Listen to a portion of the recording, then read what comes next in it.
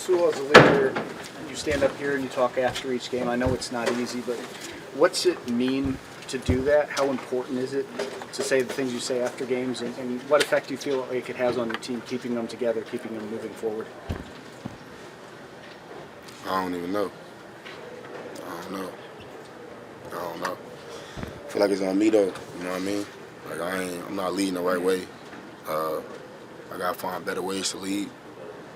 Because clearly what I'm doing is just not enough, and how I'm leading is not good enough. So I gotta go back to the drawing board myself and find a different way to lead.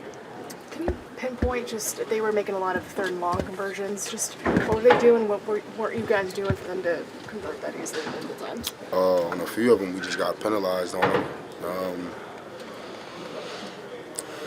Just not communicating. Wasn't all on the same page, and they made plays. So you're talking to Jordan as y'all were coming off the field. How much of that conversation can you share with each other? Honestly, the whole conversation. We just, bro, like, I mean, we're not as far off as we think we are. Don't let, like, the score doesn't, like, always show the outcome. I just told them, like, we just got to be better on defense to provide more opportunities. We had a few third and longs, and they converted them. As a defense, we can't give up that. Like, we got to be good on the third and longs. That's a hard conversion to make, and we got to make it hard. Is it tougher or easier when you feel like you're not that far off? Like in a blowout, you can write it off, say, okay, forget that one. But when you feel like you're not that far off, is it tougher that way? I think it's still always tough. Because I think no matter what, you guys, us, everyone looking at the result. You know what I mean? Like, how many is that in a row? See how she knew that fast? Exactly. Like, nobody don't care, like, how close you are to, it's just the result. So, I mean, it's hard, but we just got to just keep working. I mean, we can't just give up or anything, so we just got to keep working. So I wish I had a better way to ask this question, but are you pissed off right now, or are you just down and hurting? I mean, this is, seems like you're having a tough time here. Yeah, I'm both. Because, like, bro, like we saying shit, it's like, bro, until we actually do this shit, it don't really matter. You know what I mean? And I'm thinking about it, bro. Like, I ain't never been a loser in my life, bro. But these last 2 years have been, like, a loser. Like, that shit ain't me.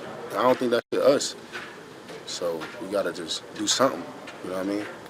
Do you know what that something would be? I mean, I know you're tired of answering it, but you know what that something could be for you guys? I don't know.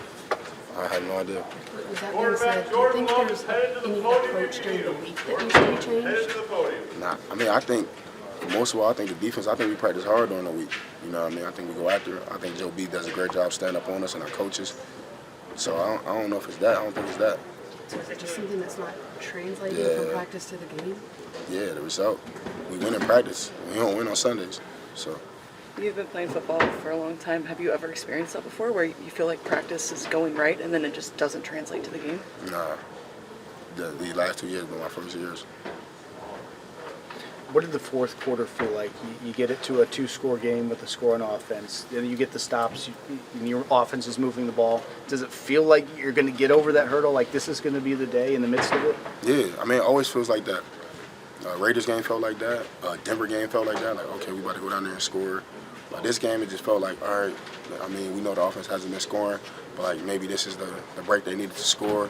I felt like the crowd started to like get back in it. To like, you know, I think the crowd thinks that we are a second half team as well, so they starting to get into it, and then it just went. I think we just gotta, like again, I say we gotta score on defense. We blocked the field goal. I think somehow, some way, we have to score that ball. You know what I mean? So they got all linemen on the field. We got all like our defensive guys. We got to find some way, whether we pitch it back or do something, we got to find a way to score that ball. What does tonight look like for Rasul going home after this? What do you do after this? I don't know. I just stay here for a little while. I got to find ways. I talk to my coach and just see which way I could lead better. I'm not really like a talker, so, and I don't know if the guys want me to be that, but I got to ask him, man. I got to make sure he's honest with me and ways I can lead and get better. Earlier you said you guys feel like you're right there. Yeah. Is hope the hardest part? I think for some people. But, I mean, as long as it's games left, we always got time, you know, so. So you said you're not a talker, but I think I counted 3 guys at your locker room conversation that you after this game. Yeah. Is that just rehashing the game, or what are those conversations about? Just asking me questions about the game and what they think we could have done better. And I'm just asking them what they seen, just to get that perspective. But, You know the plays, obviously, better than you, certainly on defense, but even on the other side of the ball, too. How much of this is just your own mistakes as a team, down after down, kind of getting in the way of where you guys want to be? I think it's I would say a lot. I mean, we like the most penalized team in the NFL. We can't win like that. We get a 3rd and 1 and get penalized. Now it's 3rd and 15 or 3rd and 10. We get 3rd and 11 on defense, and then all of a sudden we get a penalty to get them first down. So they hurting us. I know you said you were going to ask your coaches just about how to lead better. Is there anybody in the league or any mentors that you could reach out to about this, or how do you approach that? This is our problem. So they got to be figured out in this building. I'm not a talent evaluator, obviously. Is the mistakes, is that youth? How young you guys are? Is it talent? Like, what? Nah, I don't think it's none. Because we could say people young all we want, but people have played football. Like, the only person in this locker room that we give leeway to say they're young is Kenneth, because he's never played before. Like, he's never played. So if he go out there and he do some stuff, we'll be like, all right, well, we understand. You know what I mean? But everybody else, we played football before at a high level somewhere. So we're not doing that young. I don't know how to, again, ask this the right way without it making it sound like a finger-pointing sort of question, but when your offense isn't scoring any points, does it kind of feel like mission impossible to some extent that unless you play absolutely perfect, you've got no chance? Yeah, we gotta be perfect. I mean, no one's perfect with God, but I just think that OCs against us can just stay in rhythm.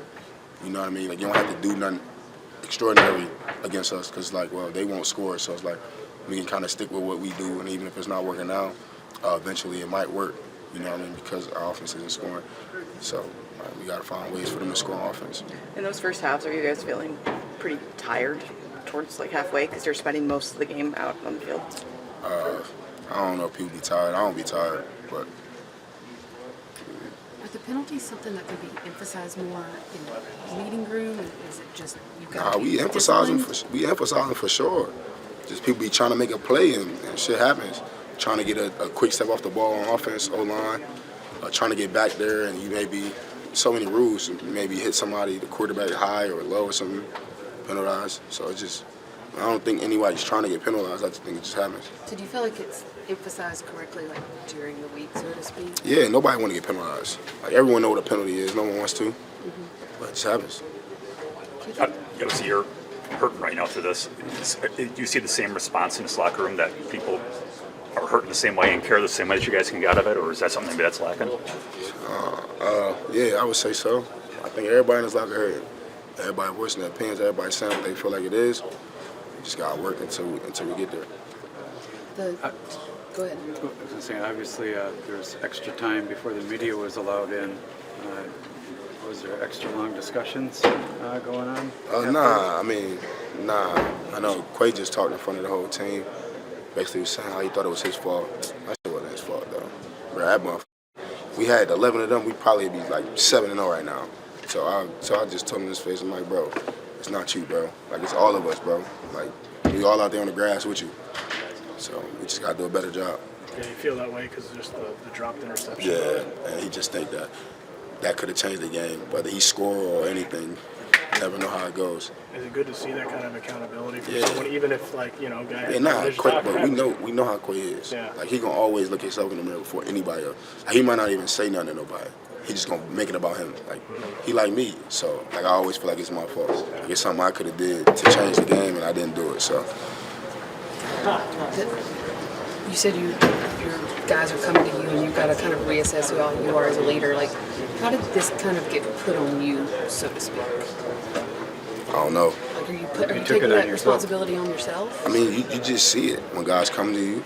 They watch you work, they watch you study, they watch how you prepare, and they like, man, well, this guy's been doing it for a long time, and he's doing it at a high level. He's playing good. Let me watch him and let me see how he does it. So they just come to me.